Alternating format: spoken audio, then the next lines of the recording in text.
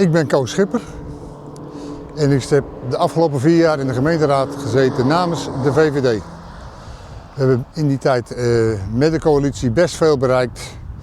Huizenbouw bij Koeners, het oude huishoudschool, inbreilocaties, maar ook Hooghout Oost. We zijn betrokken geweest bij de plannen voor de kleine kernreactor. We zijn druk bezig om de VK4 weer op gang te krijgen. We zijn bezig met een oplossing voor het recreatiepark West-Friesland en ga zo maar door.